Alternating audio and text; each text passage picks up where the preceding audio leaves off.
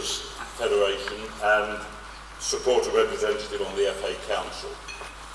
It's my great pleasure to welcome you all here today to Wembley for the Supporters Summit, the third joint annual conference between the FSF and Supporters Direct. Before I say anything else, 10 days ago, or whenever it was, I can't remember how many days ago, there was a Malaysian Airlines crash in Ukraine, as you know. On that flight were two Newcastle supporters, Liam Sweeney and John Alder, who were travelling to watch Newcastle United's away pre-season game in New Zealand. An indication of the kind of dedication which many football supporters have. In John Alder's case, he barely missed a game for 45 years. Subsequently, a group of Sunderland supporters started a collection through the internet for them and their families. Significant that that was started by their arch on-pitch rivals, and that is typical of the kind of bond which exists between us as football supporters. And that has been now picked up by supporters from many other clubs. And what I'd like to do, and I think it is appropriate to start the conference, is to ask you to join with me in giving a round of applause both to Liam and John as the two supporters who tragically lost their lives, and to the Sunderland supporters who've started the collection and all the other supporters who've picked that up.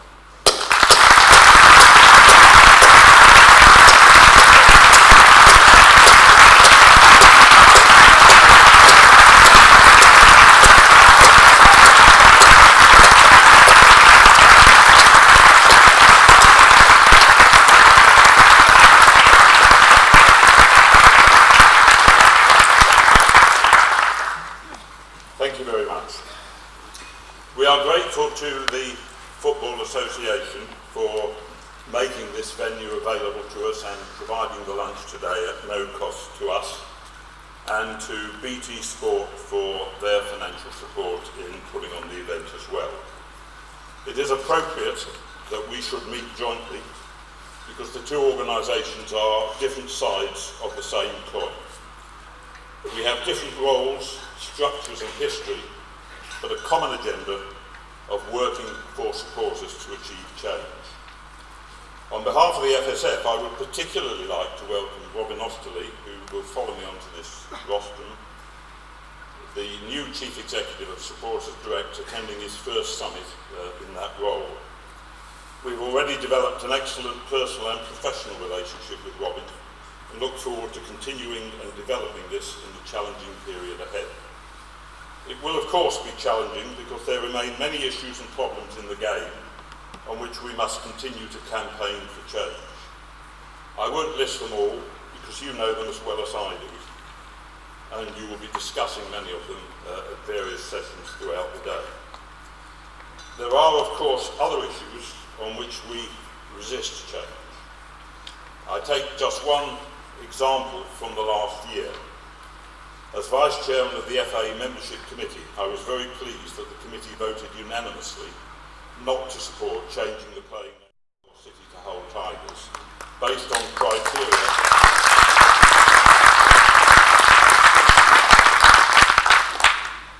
criteria which at my instigation include the views of supporters, views which were then brilliantly and professionally expressed in an excellent submission to the committee from City Till We Die, and I pay tribute to Chris Cooper and his colleagues for the quality of their work on that.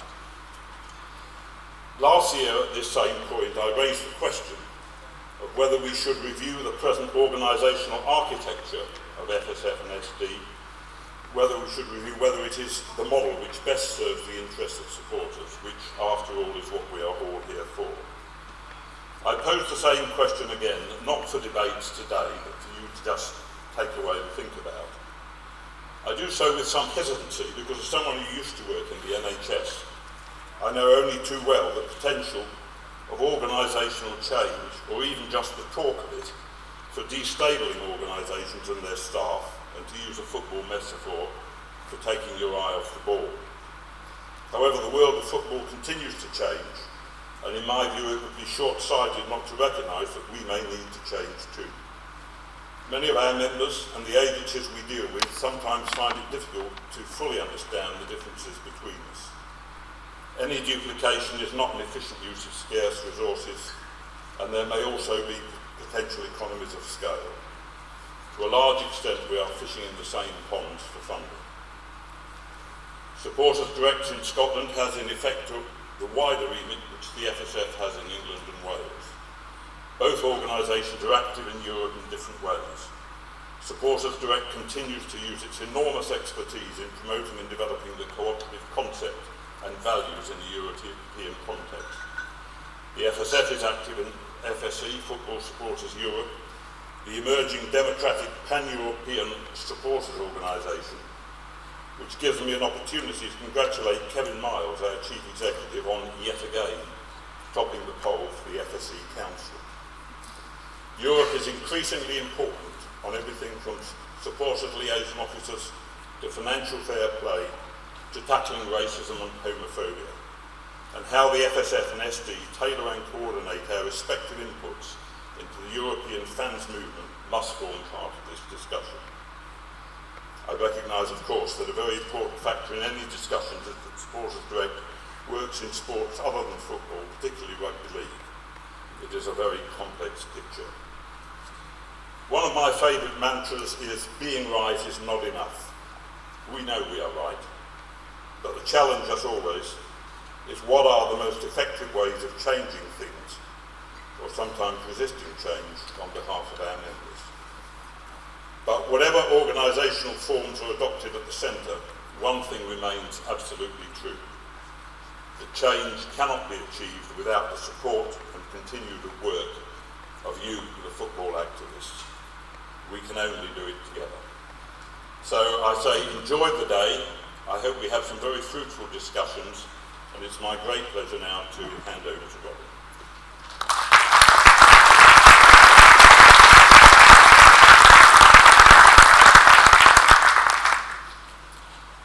Thank you very much, Malcolm, and good morning, everyone. It's a great pleasure to be standing here in front of you.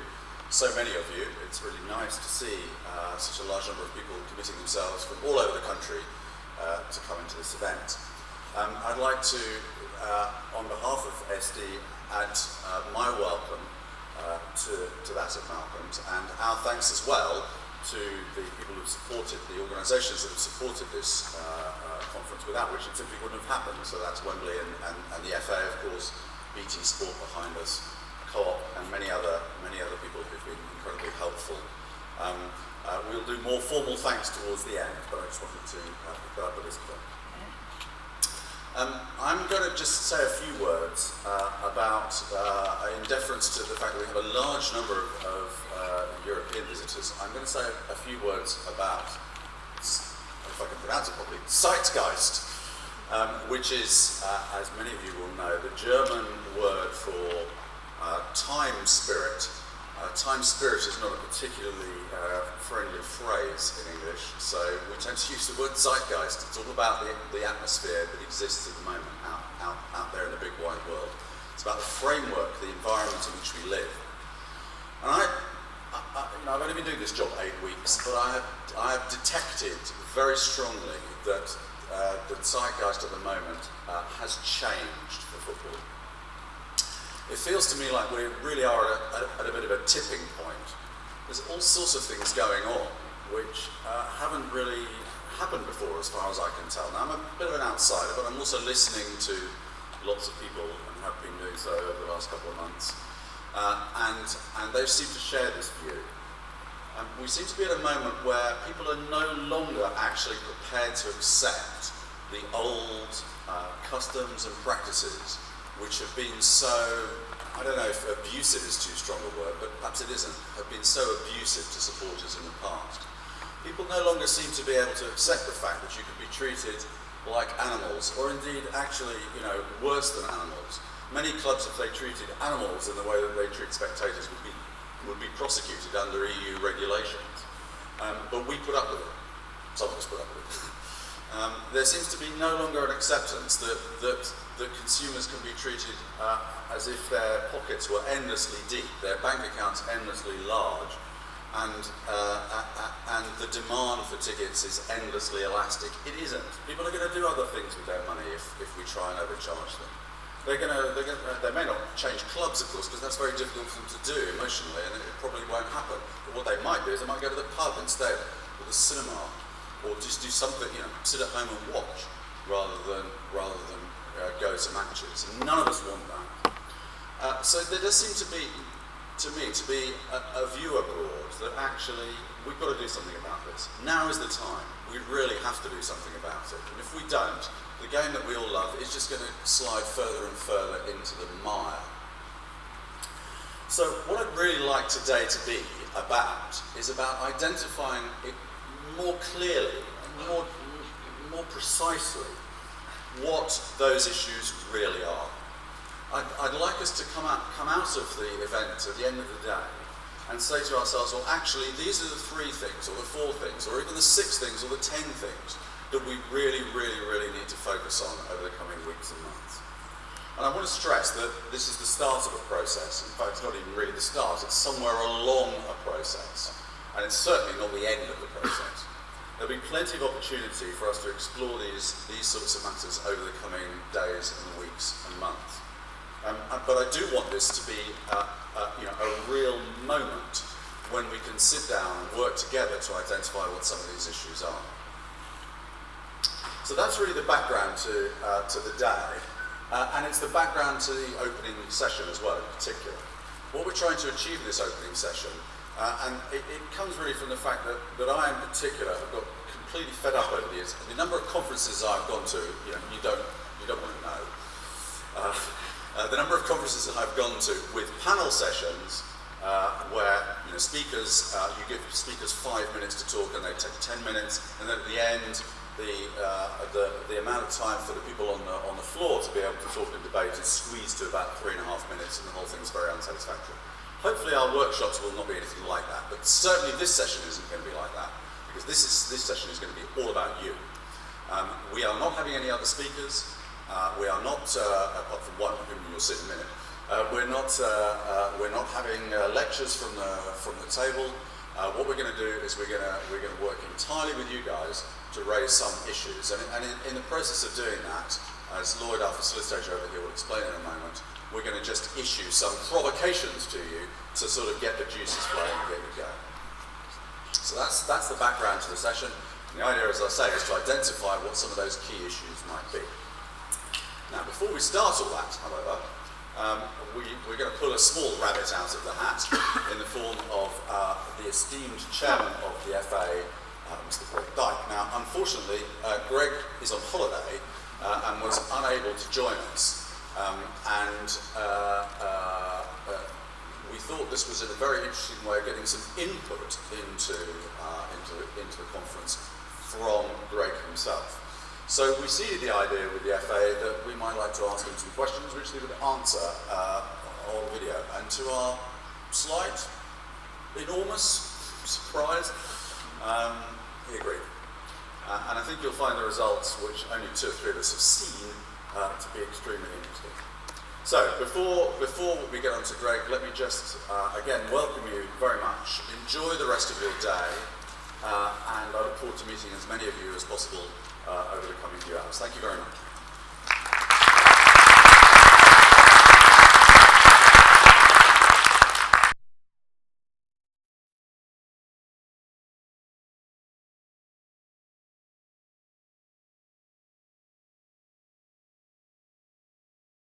Nevertheless, I think there were some extremely interesting points in there, which we're going to explore a little bit more in a session run by the FSF at lunchtime, or just after lunch. I think it's 1:45, when we will explore some of those issues in a bit more depth. So you'll see our Twitter feed has now started appearing on the screen. Try and pay attention to what's going on in the room, though. Actually, just before I sit down, I think I should have responded in my earlier remarks to Malcolm's extremely warm comments about me and about the relationship between SD and FSF. It has indeed been a great pleasure for me to be working closely with Malcolm and Kevin and their team, as well as obviously all of the people in SD as well. That relationship will continue to blossom. Kevin Miles and I spent a lovely Thursday in Sunderland developing a new memorandum of understanding between the two organisations. And it'll be very interesting to see, as Malcolm says, where that closer working relationship will lead in the future. Anyway, that's enough from me, and I'd now like to hand over to for the rest of the session to our facilitator, Lloyd Davis.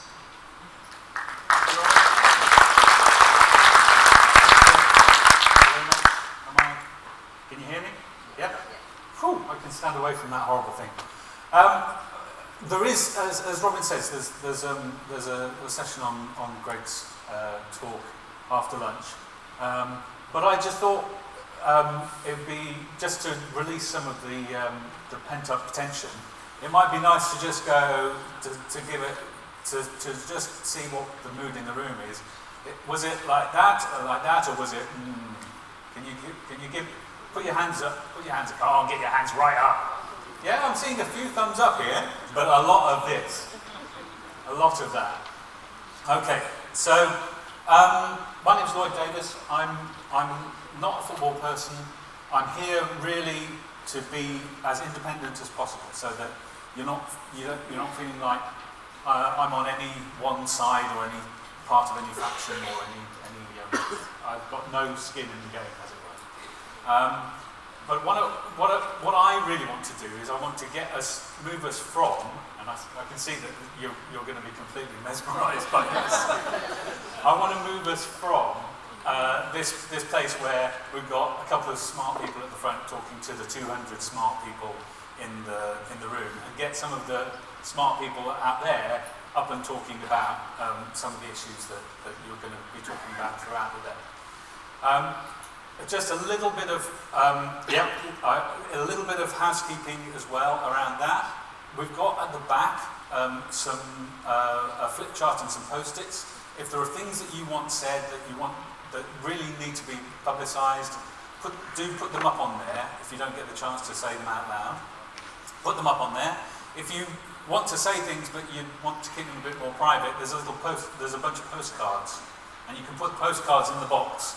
And those will be seen by the SD and FSF people, but we won't be shouting about them or who wrote them.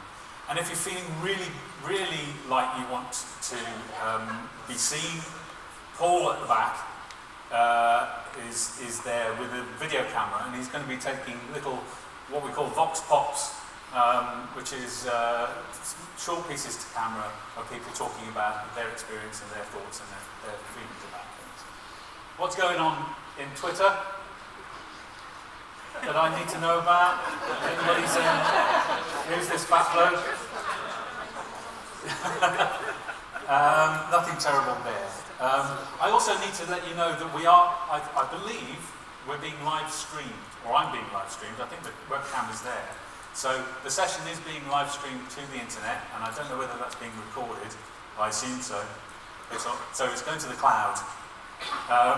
So if you do get up and speak in this session, just be aware that that's happening. Oh yes, I do.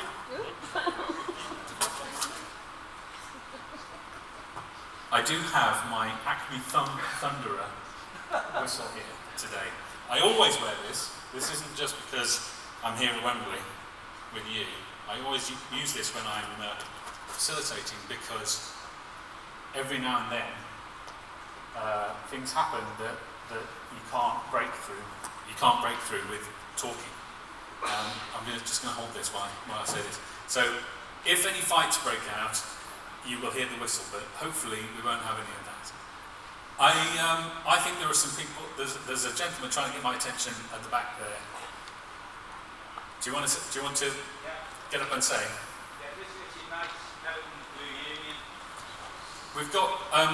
We should have roving mics, so there should be somebody able to come and get you.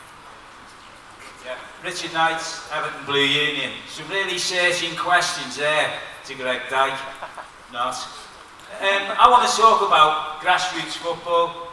there's an e-petition here, which I've been handing out, and we're trying to collect 100,000 signatures so that the issue and the financing of grassroots football, the football for our kids, can actually be discussed in Parliament. The reality is that the Premiership might be awash with money, but believe you me, grassroots football is not awash with money. There's many junior clubs folding at the present time. That's the reality. Maybe Greg Dyke ought to come down to Camp Hill in Woolton, which is one of the biggest junior football competitions in Liverpool, and see the kids getting changed in a disused shipping container. That's where the kids are getting changed at the minute. Now, you know, it's all very well having all this money in the Premiership, and by the way, the Premier League in 1999 apparently made an obligation that they would pay a certain percentage of money to grassroots football. So really the question is, you know, why is it that we've got all this money floating about, awash with money, and yet the junior clubs are struggling to pay? It costs, in many cases, £650 a year to rent a football pitch. Why aren't the Premiership helping out with that? That's the question. You know, really, you know, it comes up to the England team as well. If we can't get the grassroots right, it's not just a question of the 18-year-olds, it's the 9 and 10-year-olds who can't access football because their parents are being asked to pay anything from £20 to £40 per month just to have their kids playing football. You know, to be honest with you, if Greg Dyke was here, what I'd be saying to him is get rid of some of the fossils on the FA Council and get some genuine fans there.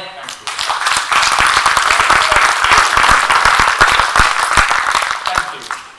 I'm sorry to cut you off here, but I don't know you and I don't know anybody. I just wanted to thanks for the contribution. It would be great to keep as much.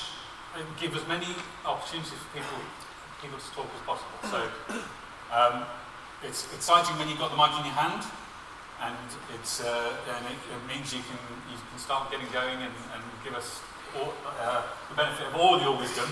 But what I would really love is if people can keep things as snappy as possible.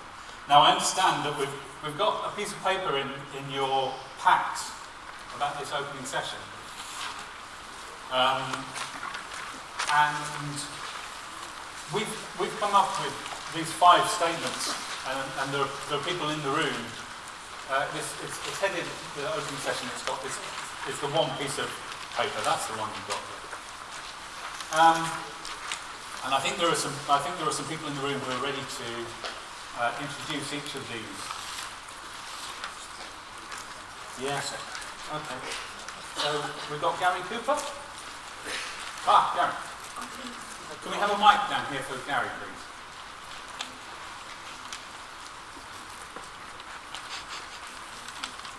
So, brilliant, thank you.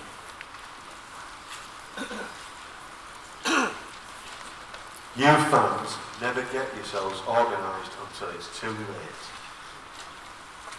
Okay, what do you think about that, Gary? It looks like there's pretty much a whole load of organised groups here today. We've been organised for many years. I think too late is the wrong phrase. I think not enough listening to us is more like the real issue. Okay. Anybody else got anything to put in on that? Let's chat here. If you stand up, and then the people with the mics can see you. And if you let us know who you are. I'll get thrown out if I stand up. Yeah, a few people got that joke about me standing up. Lee Daly from Shelburne and the 1895 Trust in Dublin, Ireland. Just to Gary's point, in Ireland we're facing a big problem with organisation, and we have a few clubs that are only weeks and months away from going into existence, and it's a struggle to convince the fans that they actually need to get up off their backside and do something. And the right time to organise is always now, because if you wait for an opportunity or for a crisis, then you're always going to be one step behind. So in Ireland it's a big challenge for us, absolutely. Thank you. Do get your hands up, folks. If you want to say something, then I can't. Here we are. Here's a brave chap here. Stand up so the man can see you. There we are. fantastic. Just let people know who you are. Cheers, Alan Law from Barnsley. I think one of the big problems with our game is that any rule or regulation that needs to be changed has to be changed by the member clubs. It's like asking turkeys to vote for Christmas. We have made a lot of difference in the last 15 years. But just think we've got an independent body that we could put suggestions to, and they change the rules. We wouldn't have had to wait 15 years of financial fair play, proper governance, and even points deductions. We've got the financial fair play. They're going to fine clubs. Fine Leicester City. They've just got a guarantee of 120 million quid. Can somebody give me 120 million quid for £15 million fine? I'd love it. But until we get an independent body that sets the rules, we'll always be over the turkeys voting for Christmas problem. Thank you. Thank you. Anyone else? Okay. No, this chap here. Stand up so the mic can find you. Thank you.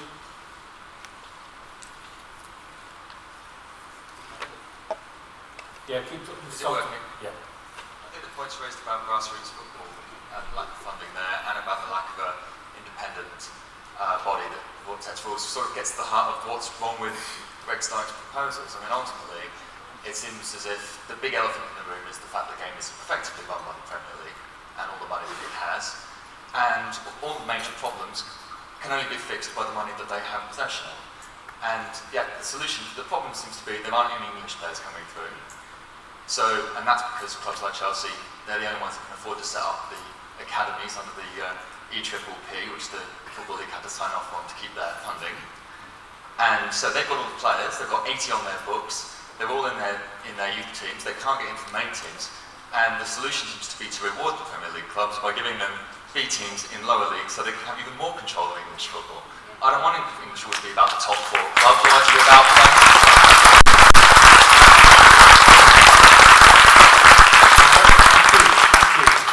At the back there.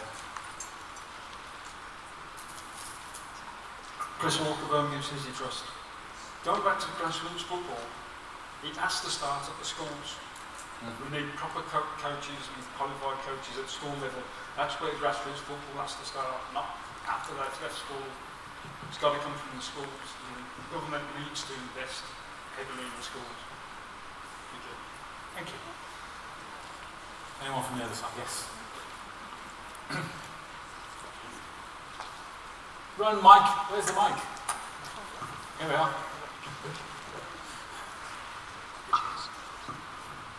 John Farrell from the Watford Supporters Trust. A number of the points that have been made from the floor I think are very, very valid.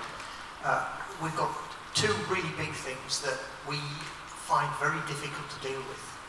In terms of schools, coaching and junior teams, one of the big problems we have is attitudes, and the attitude that it's all about winning and anything else doesn't count. We've got to change that somehow, and we've got to change attitudes. So many parents are living their dreams through their children, and it's not healthy for the game or for the kids. And the second point is about the academies. When you look at the Premier League academies, and you look at, say, Chelsea's very, very successful junior team, I watched the game, the final on the television. Nearly all of those players were not British, even British. So they're already stuffing their academies with foreign players. How the heck is that going to deliver us a better England team? Thank you.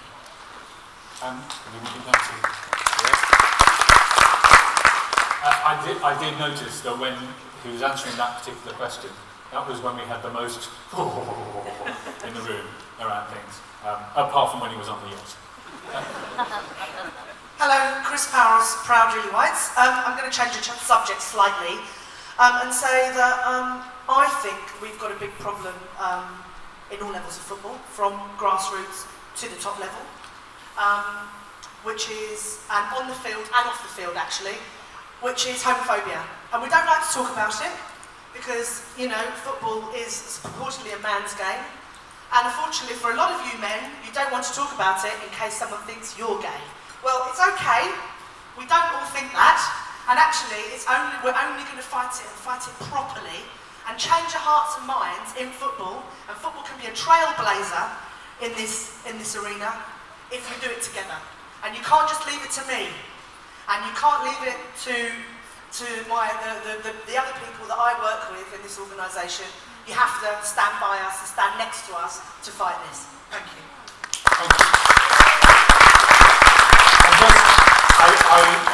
Thank you. That reminds me that Dave asked me to say that, and I'll remind you later, that this afternoon there's a session that's entitled Fans for Diversity, but it's specifically for the Gay Football Supporters Network.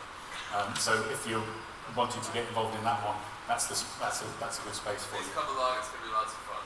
Thank you. At the back. Thank you. Hi, Martin Cloak. I'm on the board of the Tottenham Hotspur Supporters Trust, but I'm also a journalist who writes about the football business and about supporter organisation. One of the things I picked up on and I thought that was quite an interesting video from Greg Dyke, not as much for the questions asked, but for the answers provided. And I think what got to the key of one of the major problems of the game is he said the FA can't change the game by just issuing a diktat. And I kind of think I know what he means, but it also came across as the FA can't really change the game. It can't really do anything. And I think what goes to the bottom of a lot of the discussions that go on in football at the moment are, what is the FA for? It used to be the body, the Football Association, the body that ran the game in this country. It now comes across to most people as a kind of executive committee for 20 clubs at the top of the game. One of the magazines I worked for recently interviewed David Bernstein, who is about as an insider in football as it comes, former chairman of the FA, and he said football cannot reform itself, it has to be reformed from outside.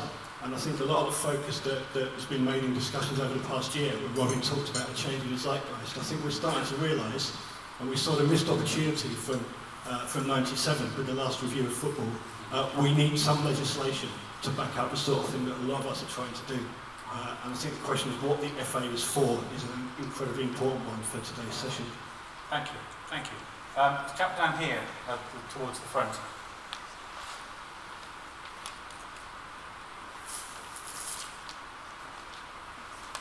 Hi, John Keane, I'm a Reading supporter for my sins. Isn't one of the problems that we've now got two different sets of supporters? For the top slice of clubs, supporters of background, and all of the money and the way the game is organised is completely tied up with television money. So the supporters are a backdrop and a revenue stream, but the clubs could happily do without them. Below that, supporters are what they've always been. They've been people who support the club, who are important financially to the club, but supporters to the top slice don't matter, and I think we need to really get the football organised for supporters rather than the television companies, and supporters valued across the whole range of clubs. Back there, and then this gentleman down there. Hugo Malcado from Sporting Clube Portugal. I'd like to say hi to everyone, and I'm following some of the interventions. I think it's important to speak, and this is something that I've been doing in Portugal, is that every time that we get to central matters, either is it money from the supporters, either it is grassroots, either it is sports in schools, it gets to a point there's a conflict. There's a conflict between sporting bodies and government bodies, and no one does anything. And I think it's important for once and for all that everyone understands that's a problem of both of them, and it's not by whistling to the side saying, "Oh, that's a sporting problem." No, that's a legislation problem. They will stay fit in one place and won't do anything to change it. These two bodies need to relate to each other and get solutions for everything. And if they start doing the same thing all over again, nothing will ever change. And this will happen here in England, in Italy, in France, in Portugal, all over the world. And we need to remember that sport is good for society. We all, as civilians, need to practice some kind of different sport, not only for money, but even for mind education. And only when we have mind education, we could be, let's just say, clever, intelligent, involved enough to help the top sport develop also. Thank you.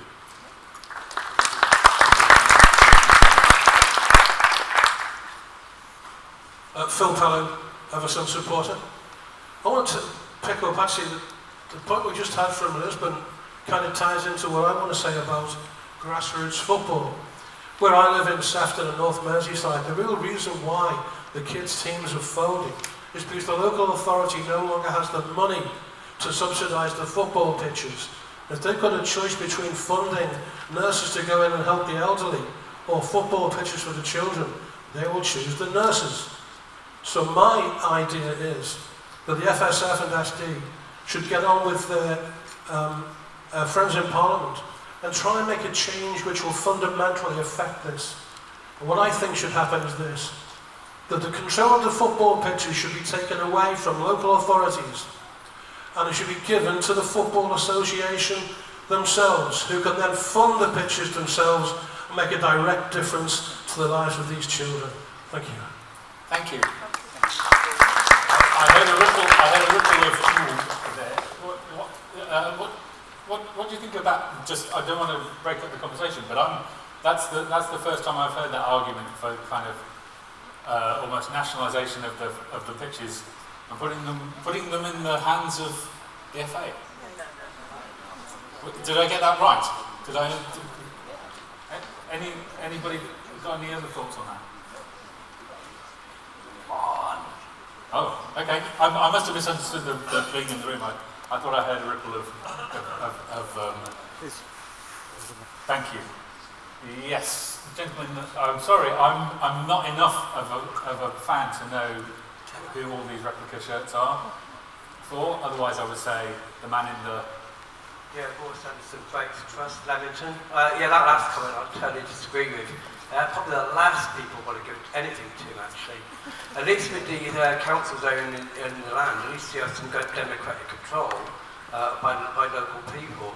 Now there's an argument to say that they should be forced to work with local clubs, etc. But give it to the FA, I just think is not a good idea.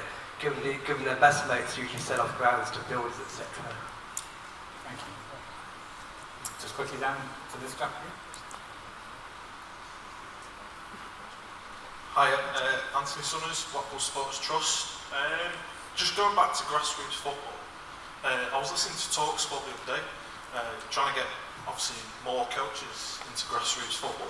Did I hear it right? It's over £5,000. 5,000 of the Queen's English pounds. Sorry. Not my fault. No, it was me entirely. £5,000 for a coach to obviously get the relevant badges in this country.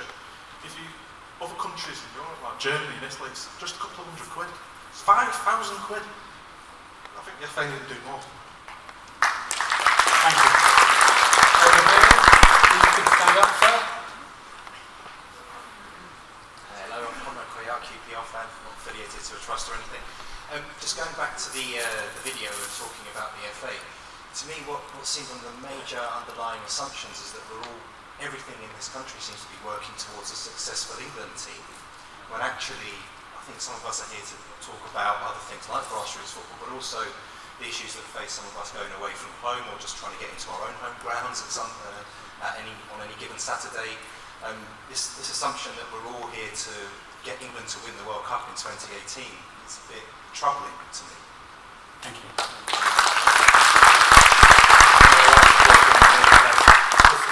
Raheem. Oh, is that an extra mic we've got there? Thank you. Thank you. Brian Lomax, the name. I wanted to respond to our friend. Thank you. Our friend from Sefton, and about the grassroots and the football pitches. I was agreeing with every word he said until he used the word FA. And to be honest with you, one of the sicknesses of this game to me is that the Premier League is the FA Premier League, and therefore there is an inherent conjunction between the two. And quite honestly, I call the Billy Smart circus the Premier League, because it's from all over the world, it has very little to do with football, and a lot to do with money. At the end of the day, I look forward to seeing the Premier League put out on its own, but I will not watch them on television in the meantime. I don't think that that should be the face of football that's shown to the vast majority of people on a peak viewing programme. Thank you. I'm very aware that although we've talked a lot about diversity, we've only had one woman speak so far. So, I'm looking at you. I'd like to see some other hands, or I would encourage other hands to come up here. Gentlemen over here. I'm sick of saying the gentleman, the chap. I'm a gentleman, am I? 2 points. First one is grassroots coaching, like the guy down here said. I'm involved with a young girls team, a young boys team, and the FA and their charter standard, which we are at Leamington FC. We have to spend an absolute fortune getting our coaches up to a certain grade. Even on level 1, it's £100 each, and we can't afford that.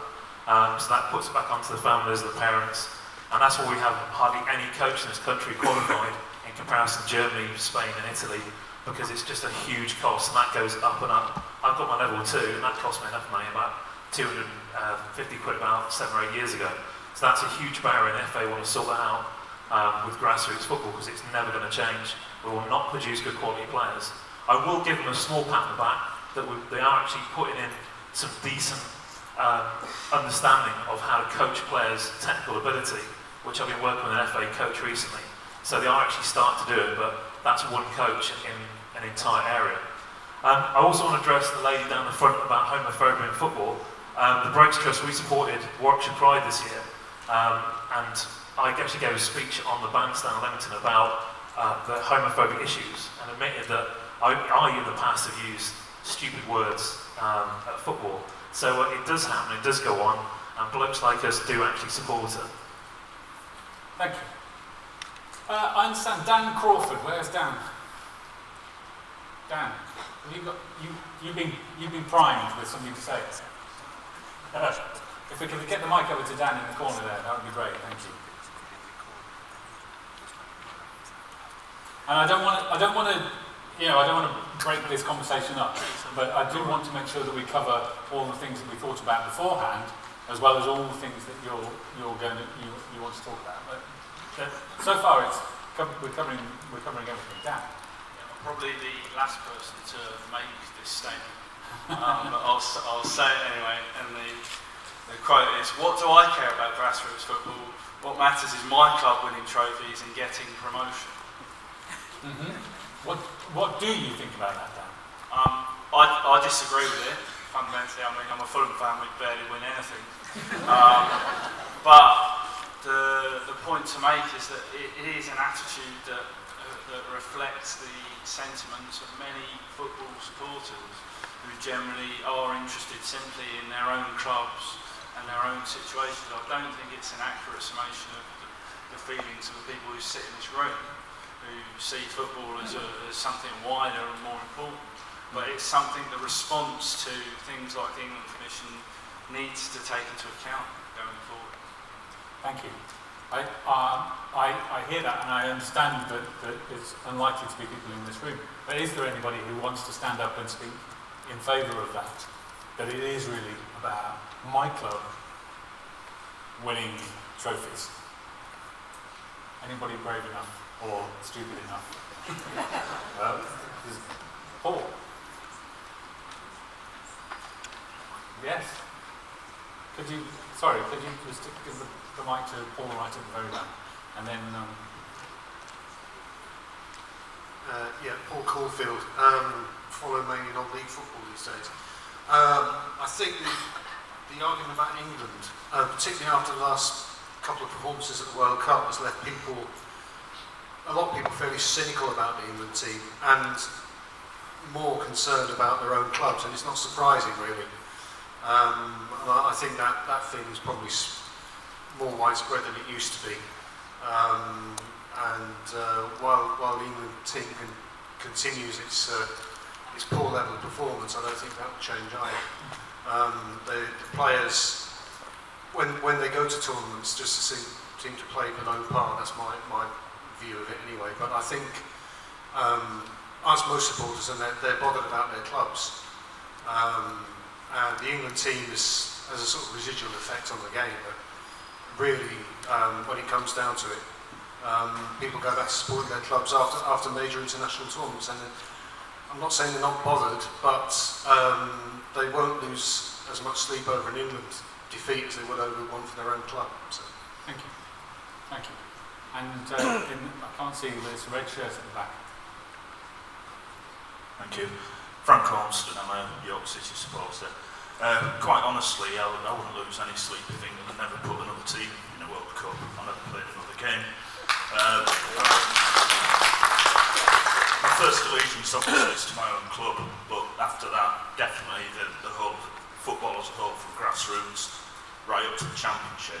I'll leave the Premier League out on purpose because somebody else said it and the FA are ruling the game in their own interests and quite honestly don't give a stuff about the rest of the game.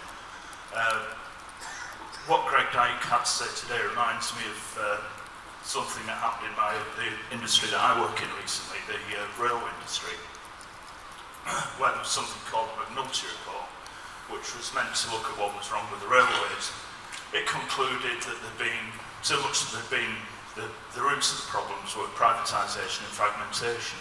Therefore, what we needed to do was privatise more and fragment it more. And quite honestly, Greg Dyke's proposals seem very similar to me. They've analysed a problem that everything's concentrated at the top of the game, therefore let's concentrate it a bit more at the top of the game.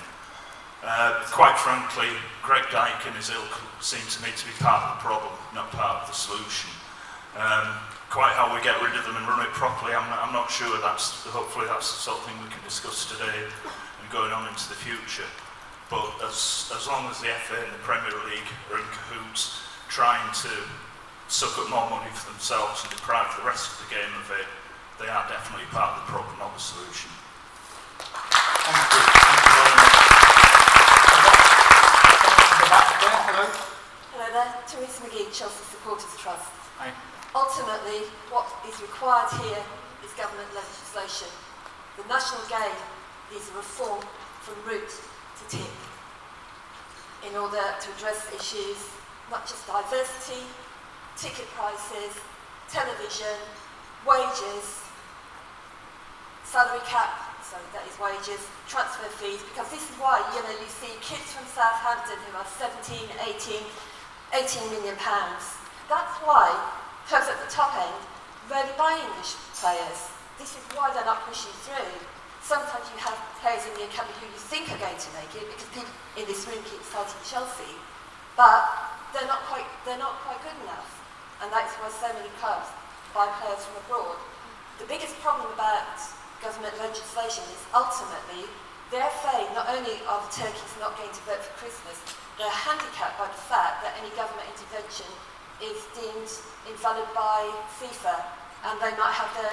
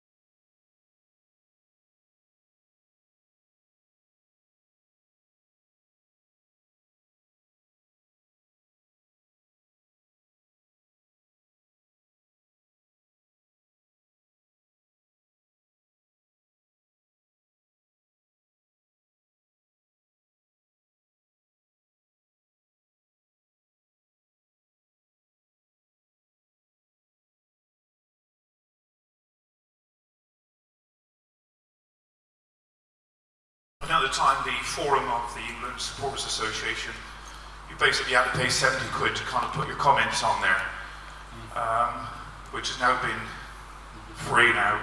And I thought, what an ideal opportunity, you know, with to change things. And what do? We had the cap system changed. I mean, say nobody was consulted, nobody was asked. So, I mean, say there's a disappointment. It was changed from 1 to 2 to 2 to 1 ratio. So, as regards to England, I'd love to see England win the World Cup or Euros, but I'm from the old brigade, and I remember seeing them in black and white on that July day back in 1966, which wasn't the best team at the tournament. They never were the best team at the tournament, but they had a collective that they wanted to win. And I don't think I will ever see that again, but I hope I'm proved wrong. So finally, I'd just like to say that if anybody wants a free copy of Greg Dyke being winced during the week, I can supply you with a free copy of the DVD, postage paid if anybody wants one. Thank you. Thank you very much. And just if we can come down here and then we'll wrap this session up, well, maybe one and then one more. The chap in the jacket here is waiting for a mic. Stand up so they can see where you are. And then the woman in the blue t-shirt.